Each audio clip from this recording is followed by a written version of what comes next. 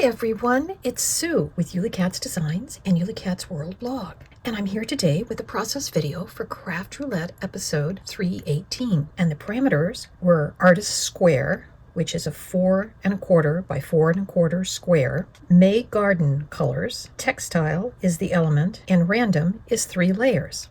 So I'm going to show you some of the materials I'm going to be starting with, and all of my papers, with the exception of the solid color papers, come from Relatively Thoughtful's digital papers collection, and I'm using the Walter Crane in the Garden. I'll also be using this little mini quilt block from scrapbook.com, and from the Greetery I'm using a set of dies that's called Notable, and that's what the dies look like. So to get my 4 1/4 square card, I'm actually starting with an 8 1/2 by 8 1/2 sheet of white paper, and I'm using my scoreboard to score at 4 1/4 and again at 4 1/4. And then on my big scoreboard here, I have drawn a black line so that I can go from corner all the way down to corner, so that then I can get kind of an explosion card type piece. Using my ruler that's marked off in 1/8 of an inch, I took my pencil and counted in 3/8 and made a mark from both sides. I did that on both ends, and basically I came up with my corners. Actually, this side's easier to see it on. Both my corners marked. So from that little mini quilt block, I've made a bunch of paper quilt squares, and that's what I'm going to glue onto the front of my card. But to get those quilt squares, let me show you how I did them. You can see that the main square put some embossed lines on it to show you where the pieces go. And I have cut out, there are 8 of these pieces. Tweezers work the best for lining these up.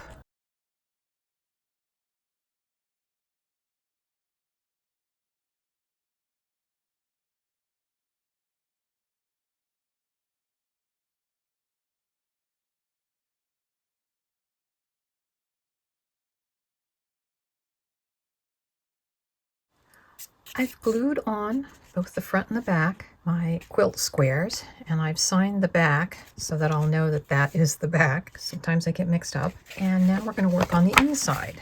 I have cut 4 1/4 rectangles that I'm going to glue in, and I have to trim a little bit, but for the most part I kind of want them to butt up against near the folds. We've got the insides covered, so that's what the outside looks like. That's what the inside looks like. And from the Greetery set of the notionables, I've got a thimble, thread, and a pair of scissors, a little pin cushion, a little section of pins. And then I used, from Concord and 9th, I used this, the outside die, to cut these 2 pieces. And the one I used the matching So Lovely stamp set. And then I also used a waffle flower stamp set called Quilted Hug. And I used the Wishing You a Patchwork of Happiness on Your Birthday. So there's my 2 pieces. And I've taken the needle and the string of thread from the Greetery set, and we're just going to glue those in, and then we'll decorate our pieces, probably maybe something like that. Got our little pins, easily put another square of that. So now I'll just glue those on. I added some other sentiments to the front and back of the card. So this is from Essentials by Ellen Hudson, and it's called Old Spool by Heather. And I took the Made with Love for the back and You're So Sweet for the front. There's the back of the card, and there's the front.